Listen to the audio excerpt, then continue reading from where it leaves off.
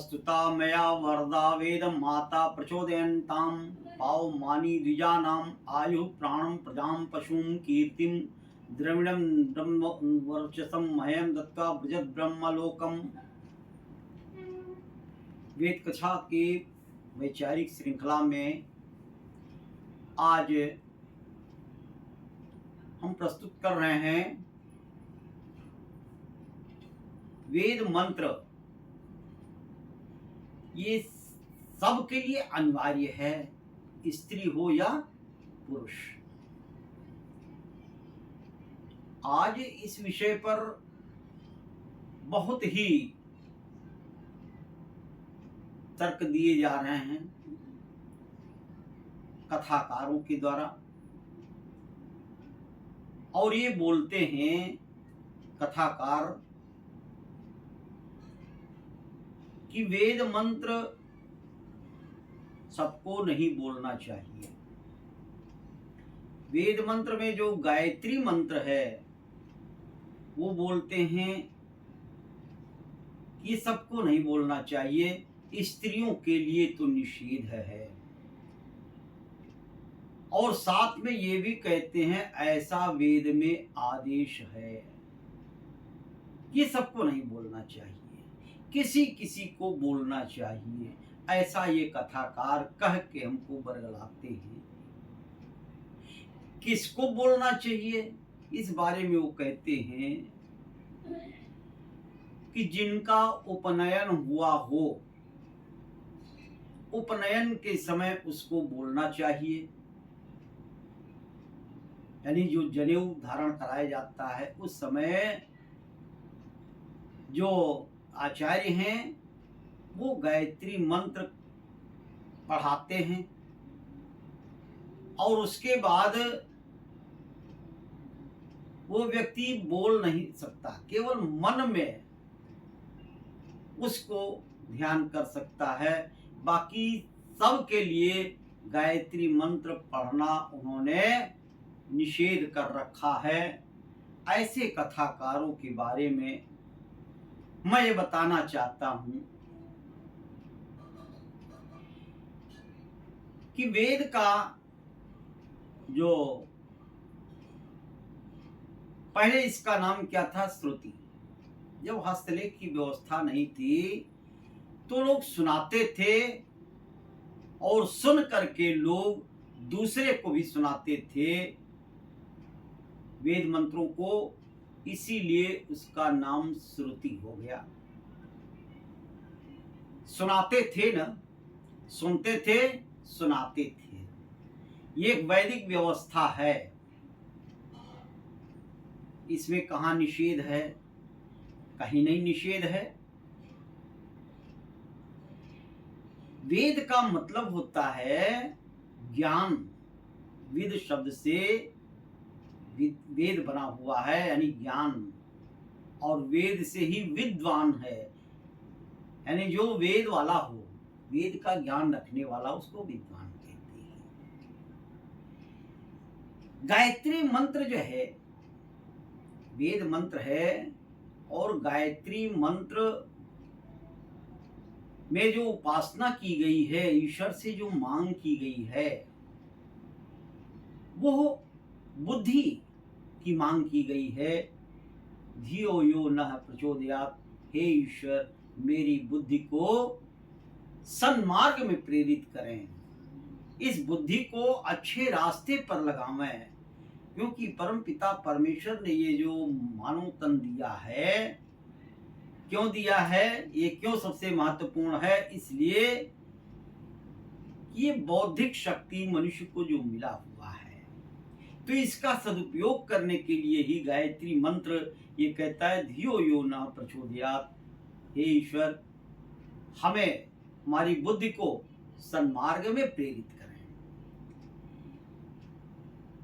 अब ये बतावें, थोड़ा सा विचार करने की आवश्यकता है कि परमात्मा से यदि हम बुद्धि का दान मांगते हैं, विधि को सन्मार्ग में प्रेरित करने की प्रार्थना करते हैं, तो ये क्या इसमें कोई वर्ग भेद है?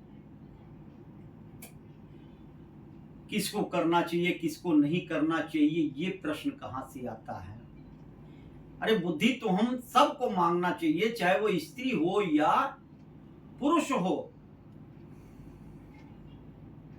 स्त्रियों को गायत्री मंत्र नहीं पढ़ना चाहिए, ऐसा कह के बरगलाया गया। क्या स्त्रियां जो है वो मूढ़ और अज्ञानी ही रह जाएं? मूढ़ और अज्ञानी ही रह जाएं ये स्त्रियां, ऐसा ये कथावाचक चाहते हैं। यही तो बच्चे को जन्म देती है और सुसंस्कारित करने के लिए पहली गुरु होती है नारी। यदि ये पढ़ी लिखी नहीं होगी तो ये बच्चों का संस्कार क्या दिलाएगी? कैसे संभव है? ये भी कहते हैं कथावाचक, स्त्री गंदी होती है और गायत्री मंत्र पवित्र होता है, इसलिए इसको जो है स्त्रियां नहीं बोल सकती। यदि स्त्री अपवित्र है तो अपवित्र से आपने जन्म लिया, आप पवित्र कहां से हो गए? माता गंदी है तो बेटा गंदा होना चाहिए। सुअर का औलाद सुअर ही होगा। लेकिन मां तो प्रथम गुरु होती है, उसकी जिम्मेदारी है कि सुसंस्कारित करे बच्चे को। और साथ में ये कथाकार ये भी कहते हैं कि स्त्रियों को वेद मंत्र गायत्री मंत्र पढ़ने का अधिकार नहीं है, ऐसा वेद में लिखा है, क्योंकि उनको सबसे बड़ा डर वेद से ही है, इसलिए वो वेद पर ही ताला लगा देते हैं। मैं उन कथाकारों से पूछना चाहता हूं कि वेद में ऐसा कहां है, कहां निषेध किया है कि सबको नहीं पढ़ना चाहिए या स्त्रियों को विशेष रूप से नहीं पढ़ना चाहिए? ऐसा उदाहरण कहां है? ये पूछने वाला कोई नहीं है, क्योंकि बाबा सबसे महान है। यदि दावे के साथ उनसे ये कहा जाए कि बाबा जी आप ये दिखाइए और वेद में ऐसा कोई उदाहरण और नहीं दिखा सकते हैं, तो मैं कोर्ट तक घसीट के लेके जाऊंगा। तब इन बाबाओं की जो है इनकी औकात मालूम होगी कि मैं झूठ बोलता हूं और झूठ बोलने पर मुझे ये समाज दंड भी दे सकता है। वेदवाणी सबके लिए है, स्त्री हो पुरुष हो, शूद्र को भी बोलना चाहिए। वैदिक सिद्धांत तो यह है कि जन्म से कोई शूद्र नहीं होता, हम कर्म से किसी जो है वर्ग में हम जाते हैं। यदि शूद्र का बच्चा है और वो पढ़ लिख के विद्वान हो गया है, वेद के मर्म को जानता है, समझ सकता है, तो क्यों ना उसको जो है बोलने का अधिकार हो। ये तो कल्याणी वाणी है, वेद की वाणी कल्याणी वाणी है। हमें संध्या नित्य करना चाहिए, संध्या हमें नित्य करना चाहिए। हमारे भगवान राम लक्ष्मण आता है, गोस्वामी जी ने भी लिखा है, संध्या करन चले दो भाई। और संध्या हमें नित्य करना चाहिए। वो संध्या में जो है पहला वो गायत्री मंत्र है, बीच में भी एक गायत्री मंत्र है। तो हमें अगर अनिवार्य है संध्या करना तो गायत्री मंत्र तो हमें बोलना ही है। भरत जब जाते हैं भगवान राम के पास वन में उनको मनाने के लिए, दोनों भाइयों में बड़ा नीतपूर्ण संवाद होता है। वहां पे एक बात ये भी कहते हैं भरत जी भगवान राम से कि मुझे वो पाप लगेगा यदि मैं ऐसे ही चला जाता हूं, आपको नहीं ले जा सकता, तो मुझे वो पाप लगेगा जो दोनों वक्त संध्या नहीं करता है।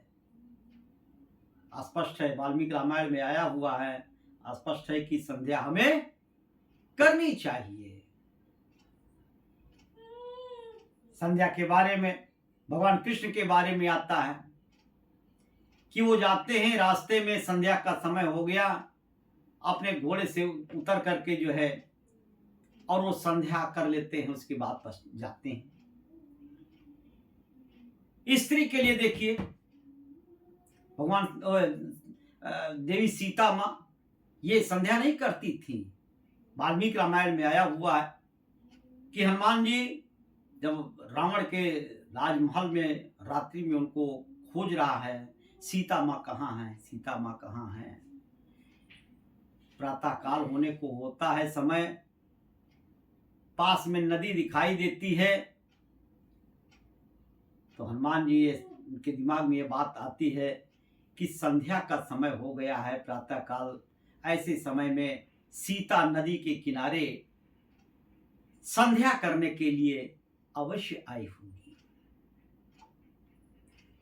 तो संध्या में क्या है, वेद मंत्र ही है, उसमें गायत्री मंत्र भी है। ये यज्ञ जो है, देव यज्ञ, यज्ञ को क्या कहा गया, ये विश्व की नाभि है। यज्ञ वही श्रेष्ठतम कर्म, यज्ञ सबसे श्रेष्ठ कर्म है। और आप जब अग्नि प्रज्वलित करके आप डालते हैं अग्नि कुंड में, उस समय आप क्या कहते हैं, पृथ्वी देव यजनी पृष्ठे अग्नि मन्ना दमन्ना द्यायारधे। ये अग्नि, यह अग्नि कुंड हमारा जो है क्या है, ये हम पृथ्वी के पृष्ठ भाग पर हम उपस्थित करते हैं।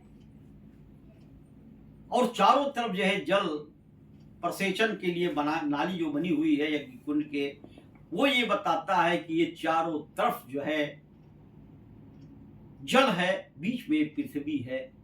आप भी जानते हैं कि दो हिस्सा ये जल है, एक हिस्सा पृथ्वी है।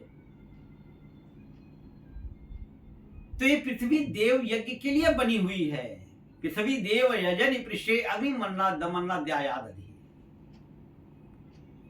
तो देव यज्ञ के लिए बनी हुई है, तो हवन करना हम सबके लिए, देव यज्ञ करना हमारे सबके लिए ये अनिवार्य है। यदि हम वेद मंत्र नहीं बोलेंगे, गायत्री मंत्र नहीं बोलेंगे, तो हम कैसे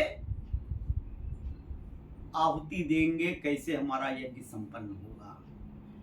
वेद में यह भी आया है, स्वयं यज्ञ स्व, यज्ञ आप स्वयं करें।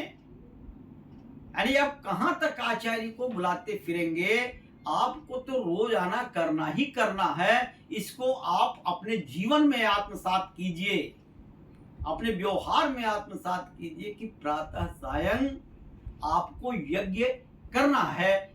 तो बिना वेद मंत्र के बोले हम कैसे करेंगे। और जो लोग कहते हैं कि नहीं करना चाहिए, नहीं बोलना चाहिए, मैं उनसे पूछना चाहता हूं कि वेद में तरीके दिए गए हैं, मंत्र पाठ का तरीका दिया गया है, पाठ करने का 8 तरीका दिया गया है, जटा शिखा माला तपा दंडा आजा रेखा। यानी वेद मंत्र की सुरक्षा जो है करने के लिए वेद मंत्र का पाठ करने का तरीका बताया गया है। मंत्र, वेद मंत्र को हम कितना खींचेंगे, जैसे पेन है, पेन है, सही क्या है, इसके लिए तरीका बनाया गया। किस अक्षर को, किस शब्द को हम कितना खींचेंगे, उसके लिए बताया गया। स्वरित, उदात्त, अनुदात्त। चूंकि ये कल्याणी वाणी वेद जो है ये है ईश्वरीय ज्ञान है, इसलिए ईश्वर ने उसको सुरक्षित संरक्षित करने के लिए ये तरीके बनाए हैं। आज सभी ग्रंथों में प्रक्षेप है, लेकिन वेद मंत्रों में प्रक्षेप नहीं है, उसमें कोई मिलावट पैदा नहीं कर सका है। ऋषि दयानंद से शास्त्रार्थ होता है वहां मथुरा में और काशी में, और काशी के पंडित जो हैं वहां पर विषय रखे थे ईश्वर जो है वो साकार है। महर्षि दयानंद ने वहां पर एक यजुर्वेद का मंत्र रखा, न तस्य प्रतिमास्ति यस्य नाम महायशः। उस ईश्वर की कोई प्रतिमा नहीं है जो महान यश वाला है। अब वहां पे काशी के पंडे कहते लोग न तस्य, न और तस्य को दोनों मिला के कहते न तस्य प्रतिमा, उसकी प्रतिमा है, झुकी हुई है। नत माने झुकना। उनको संस्कृत ग्रामर की बात उनको मालूम ही नहीं कि ग्रामर पाठ मंत्र का किया कैसे जाता है और ग्रामर क्या है इसको नहीं जानते।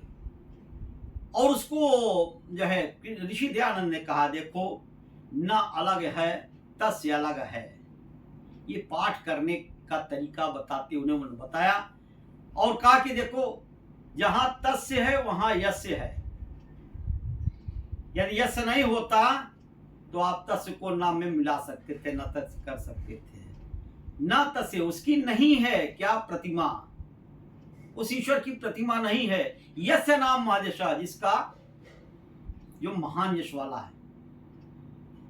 तस्य है यस्य है, इसलिए आप तस्य के साथ में ना नहीं मिला सकते।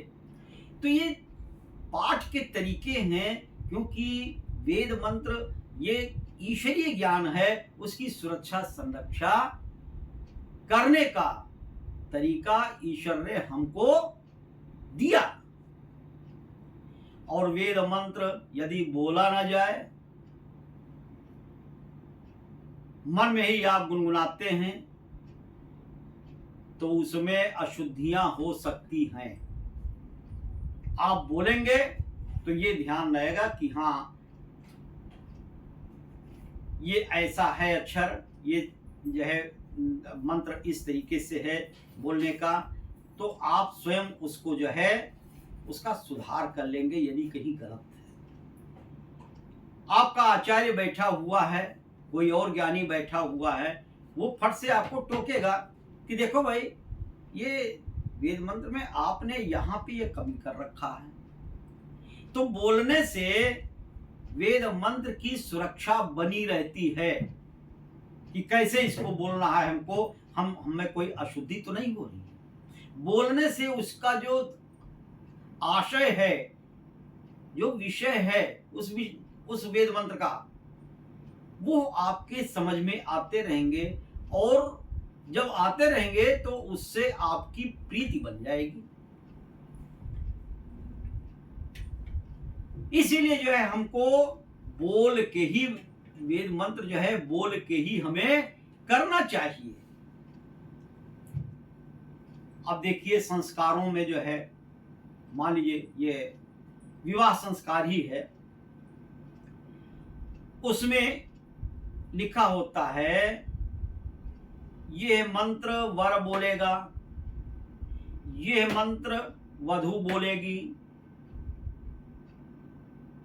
तो बोलने का निर्देश है कि नहीं है, लेकिन आज के जो पंडित जी पुरोहित हैं वो क्या करते हैं, वर पक्ष के और वधू पक्ष के दोनों पंडित ही पुरोहित ही आपस में मंत्रों को बोल करके जो है विवाह करा देते हैं, जैसे उन्हीं दोनों का विवाह हो रहा हो, वर वधू बैठे रह जाते हैं।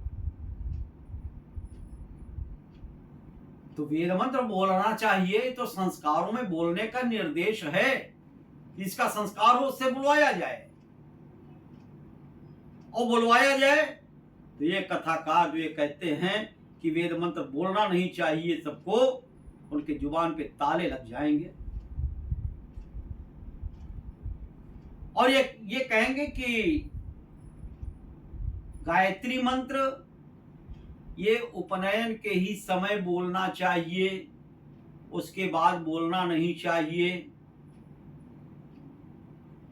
मैं उन कथाकारों से, मैं उन बाबाओं से मैं पूछना चाहता हूं कि मकर संक्रांति का उत्सव होता है, आप खिचड़ी खाते हैं, सतुआ खाते हैं, क्या साल में एक ही दिन खाते हैं, फिर खाने के लिए वर्जित है क्या?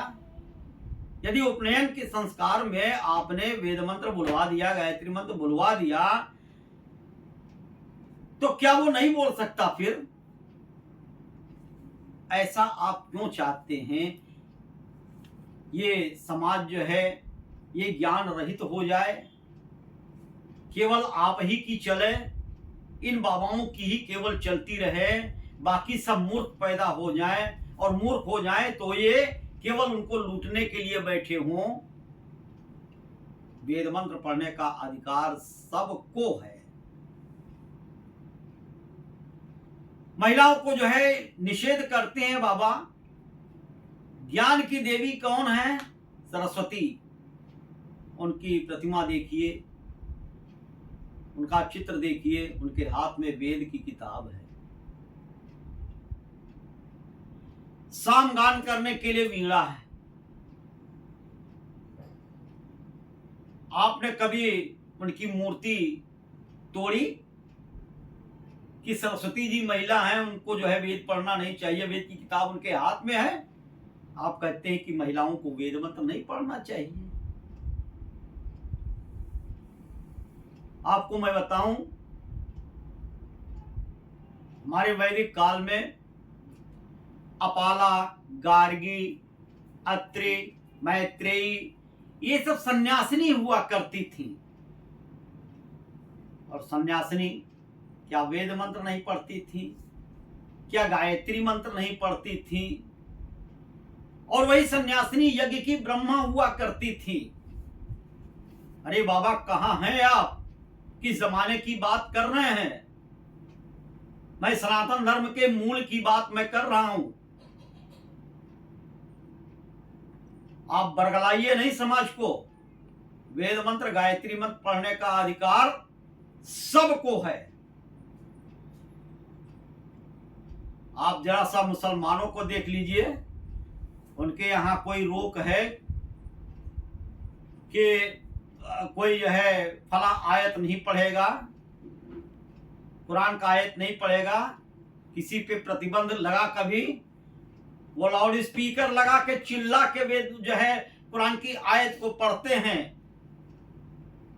आप हिंदुओं को मूर्ख समझते हैं, इसलिए ऐसा बरगला रहे ना कि वेद मंत्र नहीं बोलना चाहिए। जरा सा आप मुसलमानों पे अंकुश लगा के देखिए, हत्या हो जाएगी। आप किसी की धार्मिक स्वतंत्रता पर आप अंकुश नहीं लगा सकते।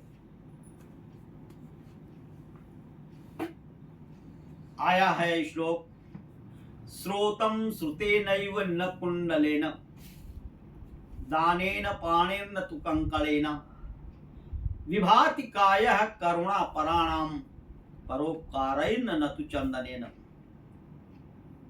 श्रोतम श्रुतेनैव न कुंडलेन, ये कान की शोभा जो है श्रुति आदि ज्ञान की चीजें पढ़ने से होती हैं, सुनने से होती हैं। श्रोतम श्रुतेनैव न कुंडलेन, कान की शोभा श्रुति यानी वेद आदि ज्ञान की चीजें सुनने के लिए होती हैं, ना कि कुंडल पहनने से होती है। आप सुनेंगे, सुनाएंगे, श्रेष्ठ का यही कार्य होता है कि आप वेद की बातों को सुनिए और उसको दूसरों को भी फैलाइए।